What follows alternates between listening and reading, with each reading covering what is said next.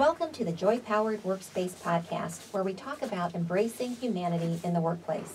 I'm Susan White, a national HR consultant, and I'm here with Jody Curtis, owner of Purple Ink and author of the JoyPowered Workspace, the inspiration for this podcast series.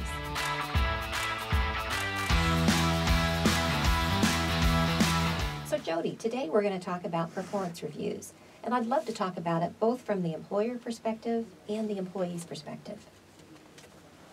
So, yes, interesting topic, because anytime I've ever discussed this with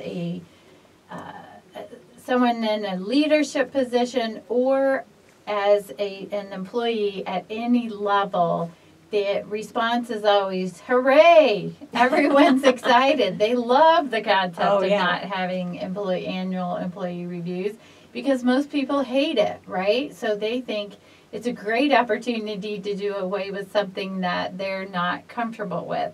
And of course, that's not really our message. No. Our message is to think about doing it in a different way. I agree. I think the rumor that performance reviews are dead is really just a rumor. There was a study done by the Corporate Executive Board, and in this survey, they talked to Fortune 500 companies, and what they found was that only 6% of Fortune 500 companies have stopped doing the annual performance review. Of course, you read about those a lot because those companies have been very vocal about their glee at having done away with performance reviews. Some of those companies were Adobe, GE, Netflix, and Accenture. Are you familiar with any other firms, Jody, either locally or nationally, that you've heard about having done away with their performance reviews? I've talked to a lot of companies who are talking about doing it, but I can't say I've really worked with anyone who has done away with it, except for the companies that just never really did it to begin with. And now they have a good reason not to start. Right. So they're feeling excited that, oh, hey, we're okay. We weren't doing it, and now we don't need to start it. So.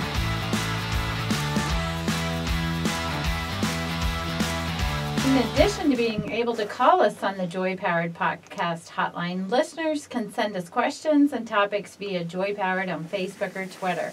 So here's a recent one we received from Paul in Northern Indiana. Paul says, I've been in my current role for 3 years and I don't have a job description. I've talked to some of my peers and to my manager about this, and no one else seems concerned. They think, if I know what my job is, why do I need it written down? In my previous positions, I always had a job description, so to some extent, it's just a comfort for me to have it. But I'm not sure how to articulate the importance of having one to my manager. Can you help me, or what are your thoughts? Hey, Paul, I have to tell you that I'm not 100% convinced you need a job description either. I would need to know how large of a firm you're with, how much infrastructure's there. Do you have performance reviews that are tied to goals? How are your rewards working? I think all that's important to think about. If you're in a culture where people are learning each other's jobs all the time, that you are a really mobile, fluid work team, it may not be critical that you are in a box. Now, on the other hand, there could be real reasons to have one.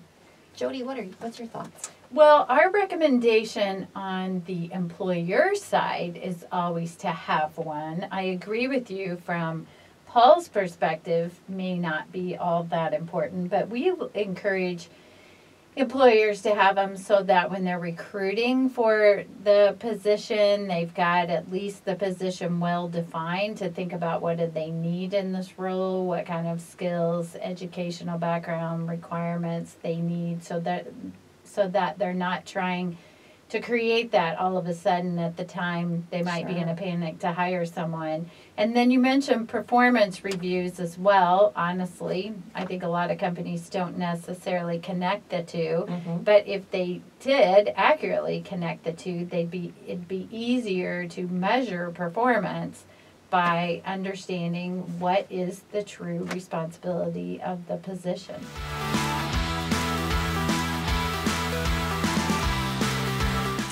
Okay, let's look at what's in the news today, Susan. I saw Silk Road, a talent management software company, issued their annual Sources of Hire report this summer. And I thought it was interesting. On the topic of employee referrals, they said that is an employer's top source of hires, with more than 30% of all hires coming from employee referrals. You know, I do believe that. Back when I was managing a pretty large staffing group, we found that 40% of our hires came from employee referrals.